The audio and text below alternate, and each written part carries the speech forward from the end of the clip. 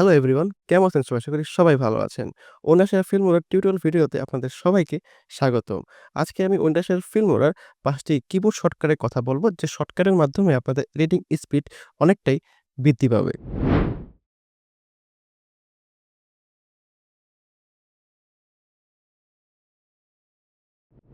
আমাদের ১ম শর্টকাটটি হচ্ছে কিভাবে আপনারা আমাদের টাইমলাইনের ভিডিওকে স্প্লিট বা ২ টি ভাগে ভাগ করবেন। এর জন্য ১ম এ আপনাদের ফিল্মোরাতে একটি প্রজেক্ট ক্রিয়েট করতে হবে।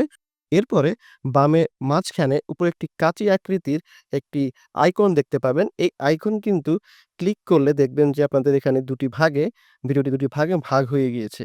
আবার আপনারা কিন্তু চাইলে এটাকে সি এর মাধ্যমেও আপনারা কিন্তু কাট করতে পারবেন বা স্প্লিট করতে পারবেন বা ২ টি ভাগে ভাগ করতে পারবেন। এর জন্য আপনার যেতে হবে ফাইলে, ফাইলে গিয়ে হচ্ছে কিবোর্ড শর্টকাট এবং তারপর যেতে হবে টুলসে, এবং টুলসে গিয়ে আপনারা দেখতে পাবেন যে স্প্লিট এই জিনিসটা বা এই কিওয়ার্ডটা আপনাদের কিবোর্ডের মাধ্যমে কিন্তু সিলেক্ট করে দিতে হবে আপনাদের পছন্দ মতো।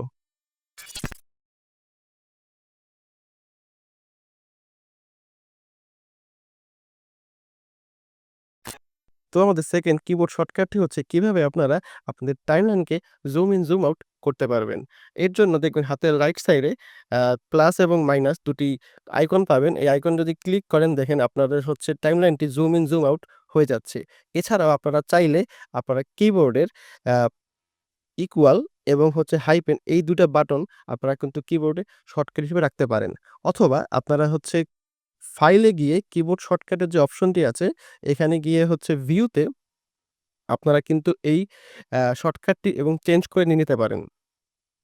যেমন হচ্ছে এই যে zoom in and zoom out. আপনারা হয়তো দেখতে পাচ্ছেন যে এই ২ টা হচ্ছে কিবোর্ড শর্টকাটের আইকন। এই ২ টা আইকনকে আপনারা হচ্ছে চেঞ্জ করতে পারবেন।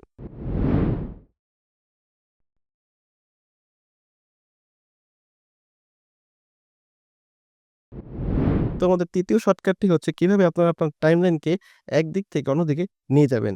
এর জন্য ফিল্মোরার নিচে, একদমই নিচে আপনারা একটা জিনিস দেখতে পাবেন, যেটা সরালে আপনারা কিন্তু দেখতে পাবেন যে আপনাদের টাইমলাইনকে একদিক থেকে অন্যদিকে যাচ্ছে। এছাড়া আপনারা চাইলে মাউসের স্ক্রল বাটনটিও আপনারা কিবোর্ডে শর্টকাট হিসেবে রাখতে পারেন।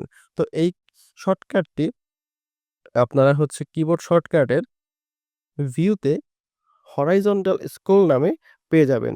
আপনারা তো দেখতেই পাচ্ছেন যে হরাইজন্টাল স্ক্রল, এই জিনিসটা হচ্ছে আমার মাউসে শর্টকাট করা আছে। আপনারা চাইলে আপনাদের যেকোনো ইচ্ছামতো এই শর্টকাটটি দিতে পারেন।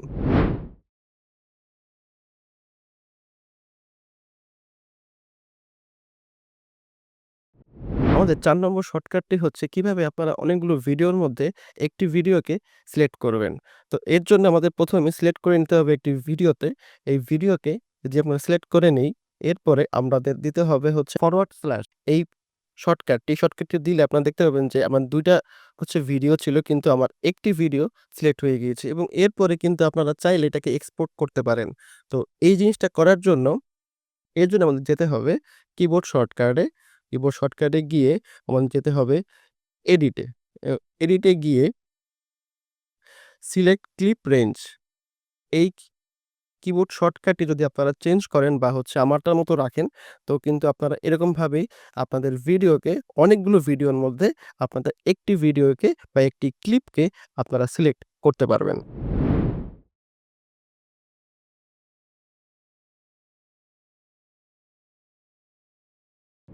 তো আমাদের সর্বশেষ কিবোর্ড শর্টকাটটি হচ্ছে কিভাবে আপনারা এক ভিডিও থেকে অন্য ভিডিও যাবেন এবং কিভাবে আপনারা এক ফ্রেম আগে পরে যেতে পারবেন। এর জন্য আমি কিবোর্ডের শর্টকাটে আমাদের যে ৪ টা অ্যারো কি রয়েছে সেগুলোকে আমি সিলেক্ট করে দিয়েছি। যখন উপরে নিচে দিচ্ছি তখন হচ্ছে আমাদের ভিডিওগুলো এক ভিডিও থেকে অন্য ভিডিওতে চলে যাচ্ছে, এবং আমি যদি এক ফ্রেম করে দেই, তো হয়তো ছোট ফ্রেম, আমি একটু বড় করে দেখাই। দেখেন, আমি যদি হচ্ছে ডানে বামে নেই, তাহলে দেখবেন যে আমাদের ১ ফ্রেম করে আগে এবং পরে সরে যাচ্ছে। তো এর জন্য যেতে হবে কিবোর্ড শর্টকাটে, এবং কিবোর্ড শর্টকাটের ভিউতে, আপনারা ভিউতে গেলে হচ্ছে এই ৪টি হচ্ছে আপনাদের শর্টকাট দেখতে পাবেন, যে previous frame, next frame, previous end point, next end point. এই ৪টি কিবোর্ড যদি আপনাদের মতো চেঞ্জ করেন বা আমার মতো যদি রাখেন, তাহলে কিন্তু আপনাদের ভিডিওতে শর্টকাট হিসেবে কিন্তু এটা মোস্ট ইম্পোর্টেন্ট একটা জিনিস হবে যে আপনাদের যদি কোনো এক ফ্রেম কাটতে হয় সেটার জন্য আপনাদের এক ফ্রেমের জন্য একটা শুধু হচ্ছে আ শর্টকাট ইউজ করবেন। তাহলেই কিন্তু আপনারা আপনাদের এক ফ্রেম কাটতে পারবেন বা যেতে পারবেন।